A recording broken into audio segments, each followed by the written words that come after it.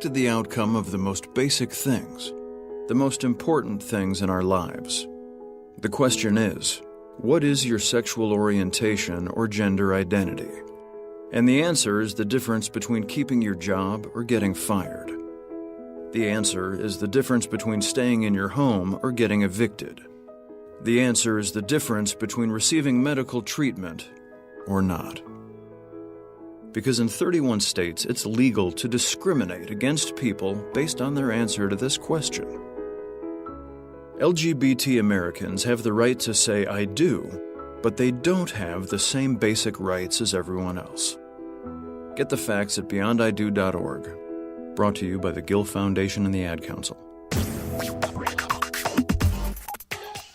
Welcome back to Our Voices on the voice of Nassau Community College 90.3 WHPC. My name is Natasha Nurse, and my guest today is Robert Vitelli, the Chief Operating Officer at the LGBT Network. So, Robert, so many questions. Okay, so I have to narrow it down, guys. What would you say are common misconceptions people have about the LGBT community? Because I'd love for you to share that again, this is a conversation that's insightful but also educational for anyone listening who's a part of the community and not a part of the community.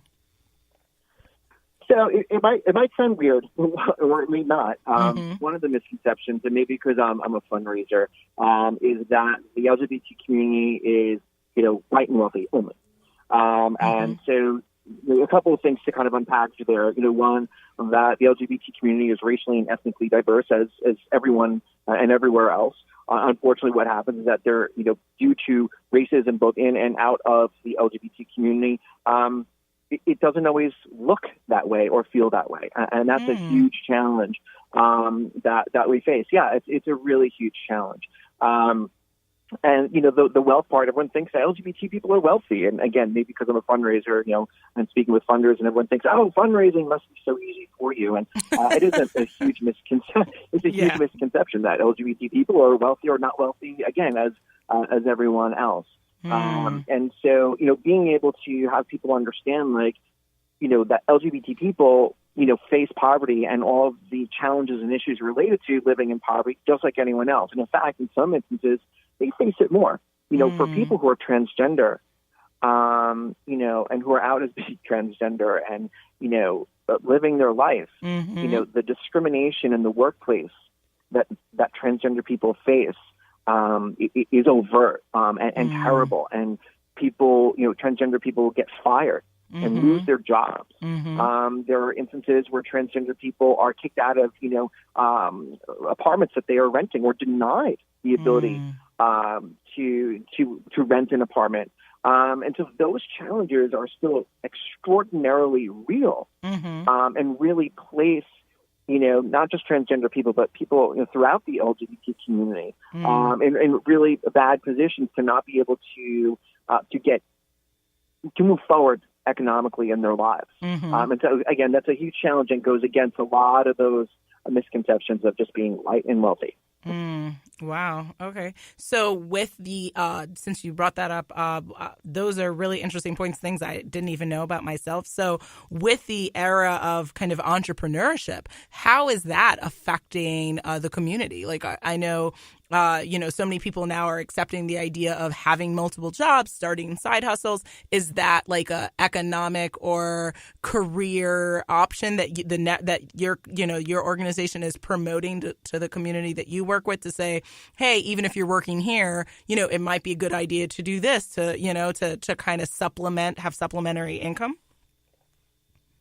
Yes. I mean, we support LGBT people doing anything they need to do. We're here as a resource. And one of the things actually that we are working towards is establishing a workforce development program as well as a college access program.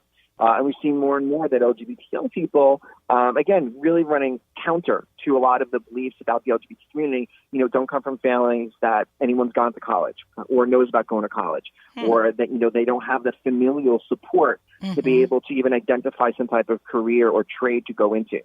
So part of our work that we're actually launching this fall or these services and programs for LGBT young people and young adults to be able to either, help them finish high school and then move on to college or finish high school and be able to start to identify a career and trade and start getting them experience.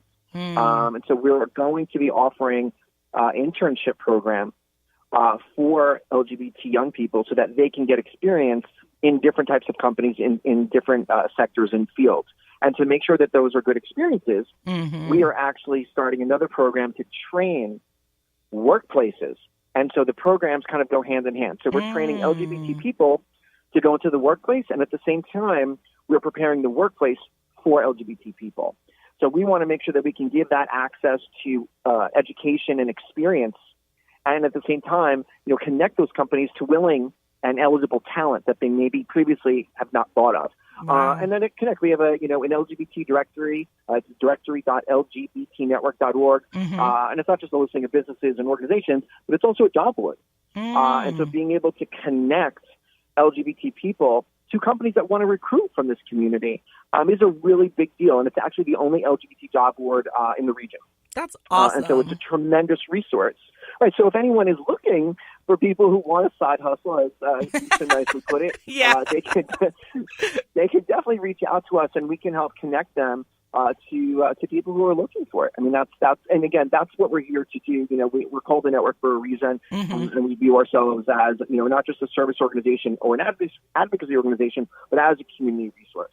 I love that. The inner recruiter in me is just so happy. She's flourishing. I'm a former recruiter, and I'm all about in my own life. I do a lot of talk on professional development for all people. And I think that, I love the idea that, through economics, through employment, you can really make change and offering these services and exposing people, especially young people, to different experiences. And especially if they're going into workplaces that are LGBT friendly, right, and inclusive, and they want that D&I in their workplace. I think that's brilliant. I love that. So kudos to you guys. That is awesome. Thank you. Thank you. You are listening to Our Voices on the Voice of Nassau Community College 90.3 WHPC. My name is Natasha Nurse, and my guest today is Robert Vitelli, the Chief Operating Officer at the LGBT Network. Robert, I want to ask you so many questions, but we have limited time. Okay, so first and foremost, 2 questions before we get to kind of the rapid fire section, which is where people listening can learn a little bit more about you. My first 2 questions before we get there is, if someone's listening and they want to be an ally, they want to support the community, what's one thing that they can do today? And then, of course, please give the details for how people can get in touch with you and the LGBT Network if they want to support and learn more about all the services that you offer. Well, sure. So as the person who is in charge of our fundraising, I'm going to say that the number one thing that you can do to support the community is donate to the LGBT Network, lgbtnetwork.org. A donation of any size helps do incredible things, whether it's about supporting our free transportation program for young people to access, our drop-in and prevention programs, to, providing services to help LGBT people start a family or provide counseling or support groups, whatever it is, donations go a long way. Absolutely. I agree. People always are like, how can I help? Money sometimes is what it takes, babies. So I hear that. Okay. And so give the website again, and also how can people get in touch with you if they want to speak directly with you?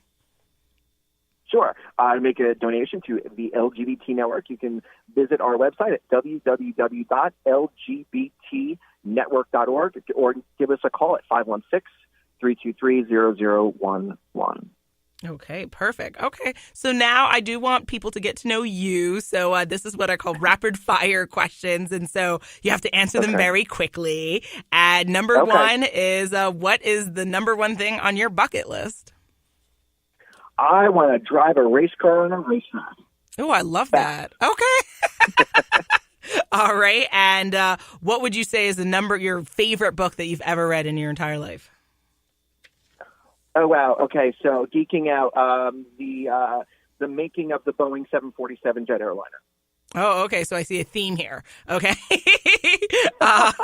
Interesting. Okay. What are you currently reading? And on and off, something called The Social Animal, this book about all the different things that kind of shape us, who we are. Yes, I've heard about that. Okay, awesome. And if you were not currently the chief operating officer at the LGBT Network, you would be fill in the blank. Designing cars. Okay, very nice. What has been the best advice someone's ever told you? The only constant in life is change. Oh, I love that. Phenomenal. Okay. And what's the first thing that you do in the morning? Make coffee and feed our 2 little doggies. Aw, chinchies. Yes. I love that. Very sweet. Okay. What's a TV show that you're watching and can't get enough of? So I have started watching season 2 of The Sinner after enjoying season 1 earlier in the year, which is phenomenal. If someone hasn't watched it, you have to watch it. The Sinner is incredible. Okay, interesting. Riveting. Okay, very, very cool. Riveting. And if you could go back in time and give yourself advice in the past, what age would you go back to, and what would you say to yourself? Probably like when I was a teenager and really, fully understanding who I was and just be who you are. I wish someone told me that. Just be who you are, be yourself. It'll all be okay. I love it. Absolutely. And lastly, what is something no one knows about you? Oh, gosh. Now I stumped you.